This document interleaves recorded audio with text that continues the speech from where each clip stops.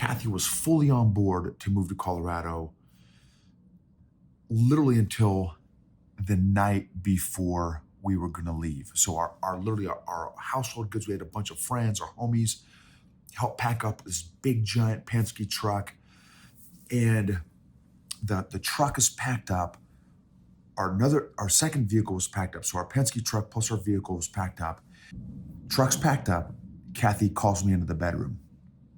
We had just gotten everything loaded and stuff in the truck. She calls me in the bedroom and she's crying. I was like, oh snap. I took a couple deep breaths.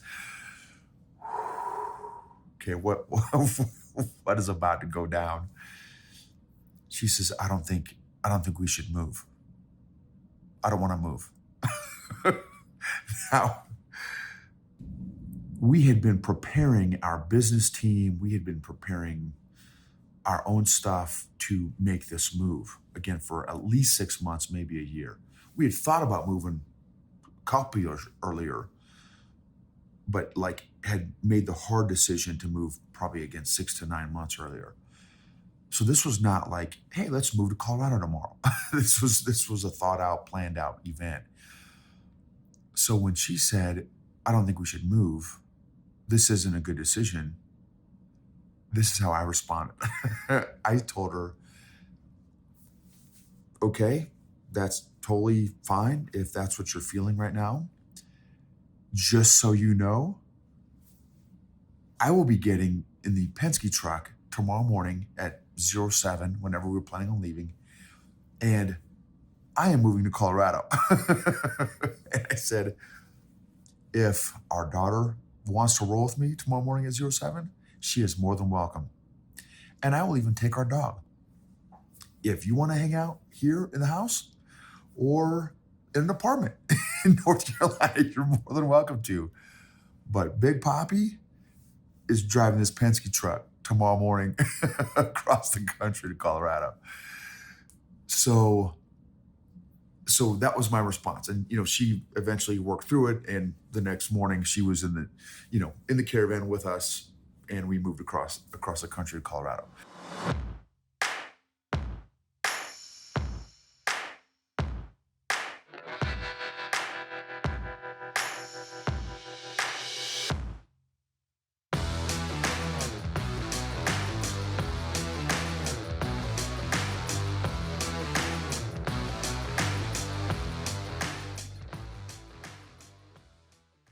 What is going on, EQ gangsters?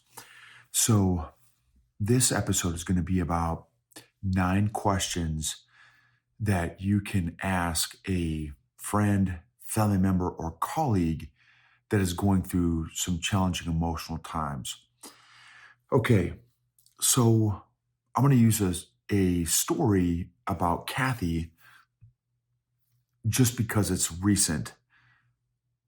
So this is just a scenario where, I have helped her with process some emotional stuff that she's had some challenges with.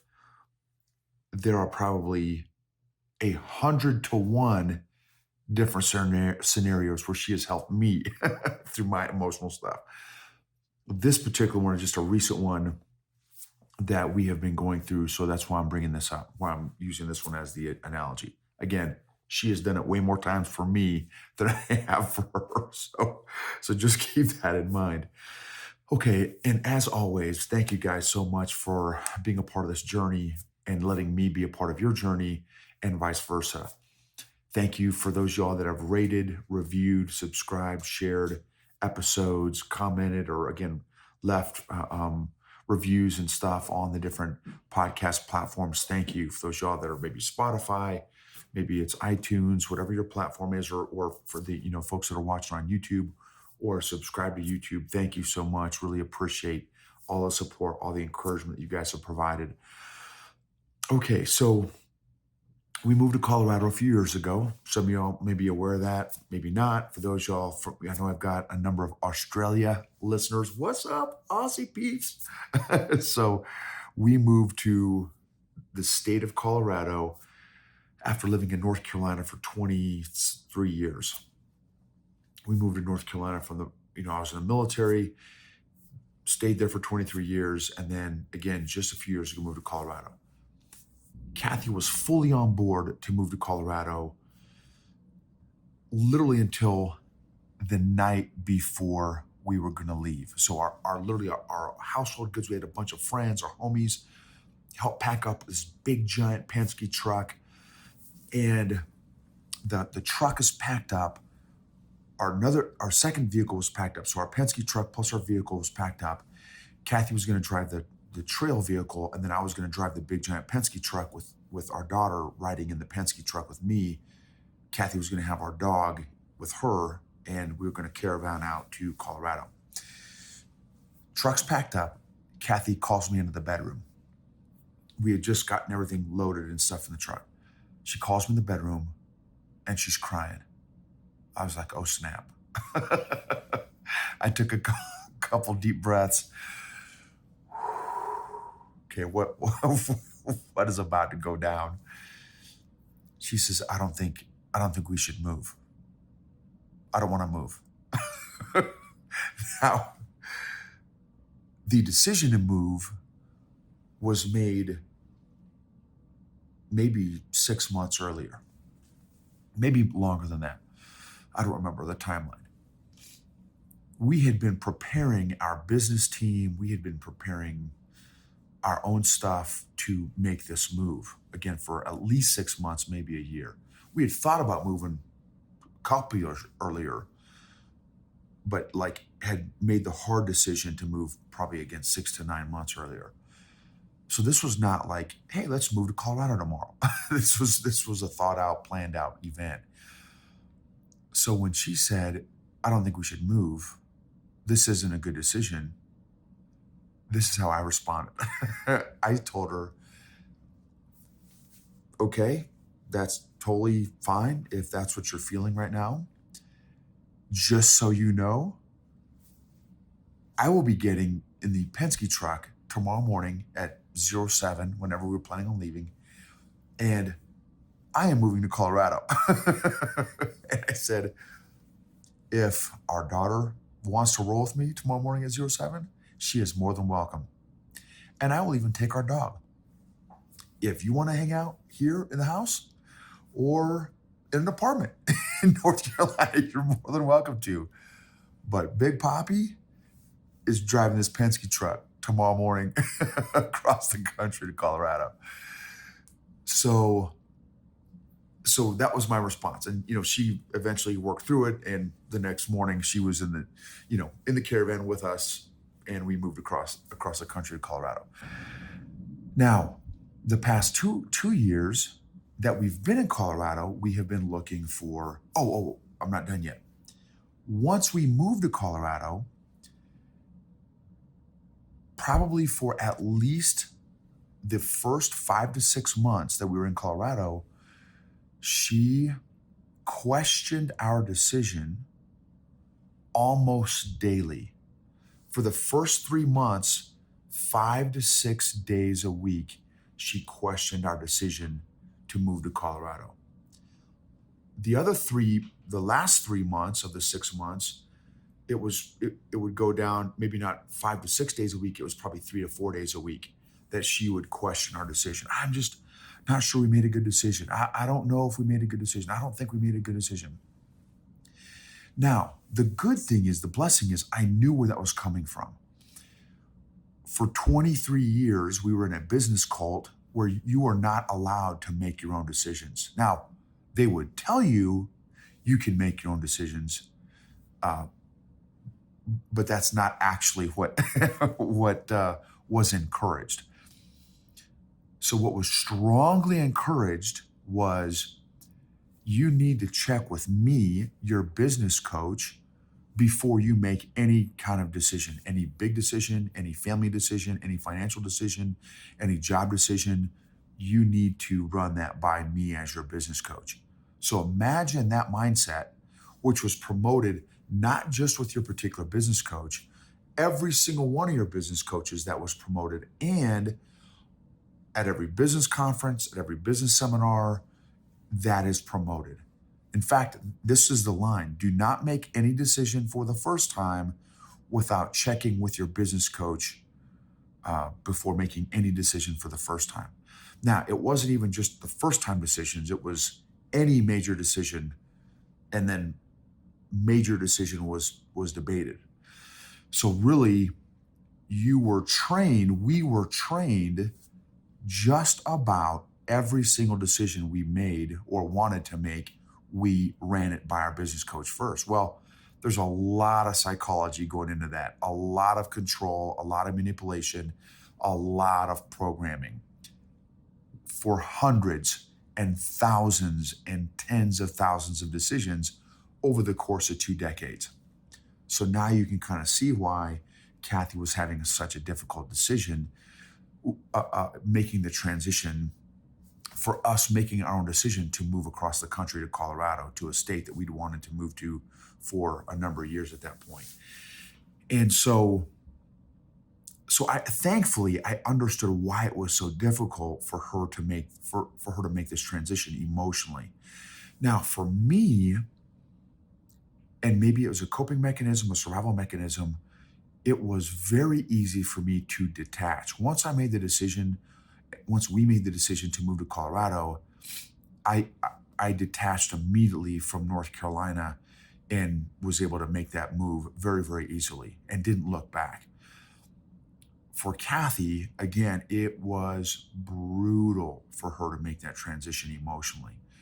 Thankfully, again, I knew where it was coming from. It was coming from 2 decades of getting permission. Well, they call it perspective, but it was permission to make a decision. And so that's a lot of programming. So again, I understand where it came from,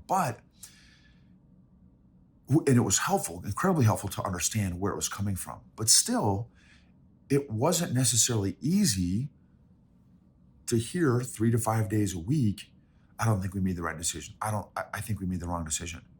And now part of it was I because I knew where it was coming from, I wanted her, and she needed to work through that decision-making process and that emotional process herself. She had to work through that.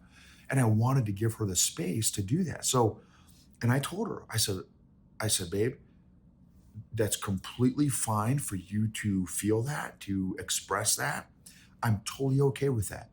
Just know that I am 100% confident in our decision-making process that we made the right decision. So again, you feel totally free and comfortable doubting and questioning and whatever, again, emotional processes you have to do. That's 100% okay. And I want to give you that space to do that. But I just want you to know from me that I am totally confident in our decision.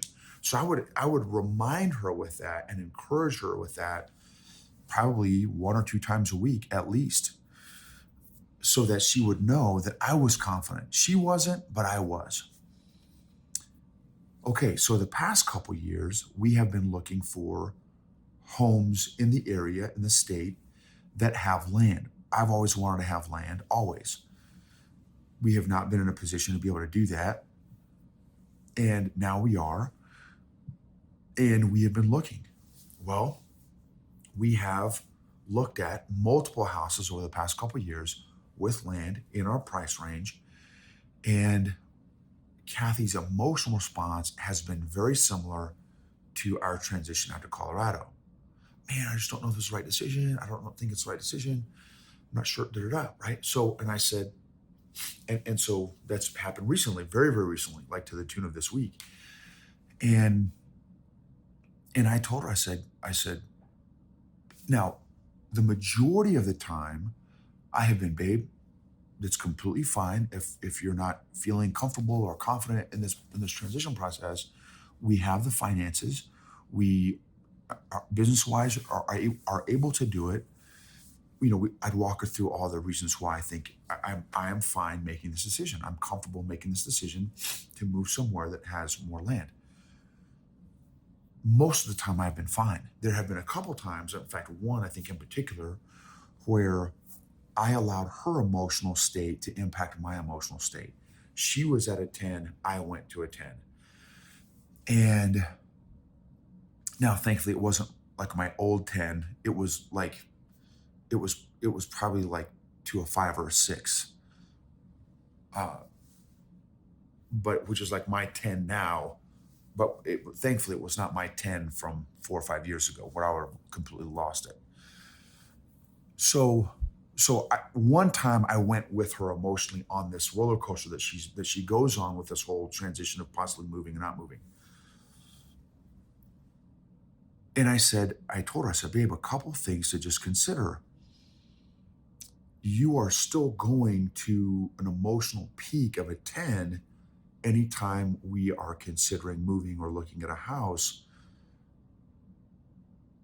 For me, thankfully, now for me, after we moved here, us looking at places with land, I was very, very bad. I would go to a 10 because of how bad I would immediately get emotionally attached to every house that we looked at. And it was like brutal for me, brutal, because I was like, oh, I would live there in my head. And then then it wouldn't work out for some whatever reason. And we didn't get the house. And I would go in this deep, angry, pissed off, upset roller coaster. But thankfully now, 2 years of this emotional journey, now I'm not affected. We put an offer on a house. They didn't accept it. I'm fine. Again, it's been very tough for Kathy. Kathy's still kind of at these peaks of, nines and tens. And I said, babe, for me, one of the things to just observe or pay attention to is you are still with every single, again, even the move to Colorado, you have been almost at a 10 every single time.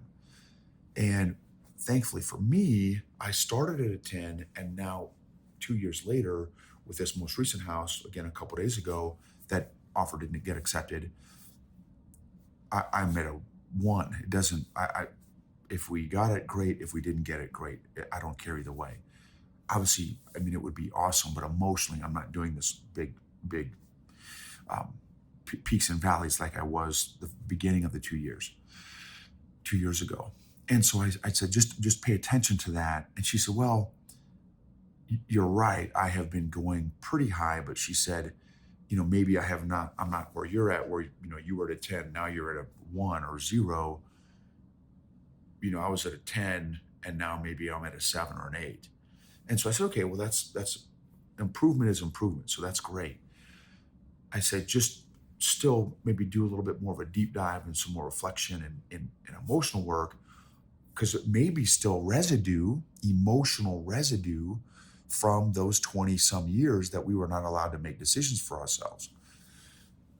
That may be what's going on here. And so all that to say, so that use all that story to say, are you able to hold the space for somebody that is emotional in your life without going with them on their emotional roller coaster? Can you be empathetic without, again, getting dragged into or drug into their emotional roller coaster or turmoil that they're experiencing? That would be the goal, that you can be emotionally aware, emotionally available, emotionally present, and have the emotional management skills and tools to not ride that roller coaster with them. When you are comfortable and safe with your own big emotions, you can be comfortable with others' big emotions as well. Here are 9 questions that you can maybe ask someone to help them process their own emotional challenges if they are potentially and possibly emotionally hijacked or emotionally triggered. So I wrote them down here, 9 questions here. Number 1, what emotions are you feeling right now? And that was a question that I've asked her recently, again, based on this journey. Hey, babe, where are you at right now? What emotions are you feeling right now? What emotions are you feeling right now? And again, I'm just using this one situation with Kathy, where if I've been able to help Kathy, there are thousands of ones where she has helped me. This is just a rare situation where I've helped her. So what emotions are you feeling right now? Number one. Number two, how are those emotions impacting you? This is not for me to answer for her. This is for me to shut up, for me to ask the question, shut up, and just listen. Number three, what meaning have you attached to those emotions? Number three. Number four, what stories have you attached to those emotions? What stories have you attached to those emotions? Number four. Five, how accurate are those stories attached to those emotions? What's the accuracy of those stories? Not from a challenging perspective. Maybe those stories are accurate, but maybe not. So helping that other person, that friend, family member, or colleague, what's the accuracy of those stories? That's number five. Number six, where are those emotions coming from? What's the emotional origin story of those emotions? Number seven, are those emotions a pattern or a theme? Are they recurring over and over? Is it the same set of emotions that are occurring each time we're looking at a house or we're about to pull the trigger on putting in an offer? Is it the same set of emotions that are attached to this process of looking for a house? Okay, what is that trend? What are those trends telling us? What are those emotional trends telling us? Okay, that was seven. Number eight. Hey, babe, what are some ways that you can work through those emotions productively? What are some ways that you can work through those emotions productively? And then number nine, what can you learn from those emotions? What can you learn from those emotions? So again, the goal is, and so this is what I'm so thankful for, my own emotional growth journey these past 4 years, so that I can be in a position to hold space for not just my wife, not just my daughter, my teenage daughter, but also all my executive coaching clients, all my leadership clients that I work with on a daily basis. They can show up to the room, the coaching room, in whatever emotional state that they're in, and I'm fine with whatever emotions they bring into that room because of all the emotional work that I've done up to this point and am still doing, and because I am now finally, for the first time in my life, after doing all this emotional work, safe and comfortable with my own big, strong emotions, intense emotions. And so I'm totally fine with someone bringing in their own big, strong, intense emotions because I'm comfortable. I don't, before anybody that would bring any intense emotions in, I would match them. That's not emotionally healthy or safe to do. Now, again, I can be empathetic with not going emotionally to the same spot that they are, to the same level of intensity that they are. So, wanted to share that with you all. Those 9 questions to help somebody process their own emotions when maybe they're emotionally triggered or emotionally hijacked. Please rate, review, share, subscribe. It'd mean a lot. Again, it just takes 15 to 20 seconds to rate and review the podcast on whatever platform you're on. It would mean a lot. Again, in a review, I'd love to hear one takeaway, one insight that you've gotten from an episode, maybe that you've listened to and that's really impacted you. Thank you so much for letting us be a part of your journey. Let me be a part of your journey, you being a part of my journey. Emotionally healthy leaders create emotionally healthy cultures and organizations, which create amazing, maximized, optimized results, outcomes, and performance.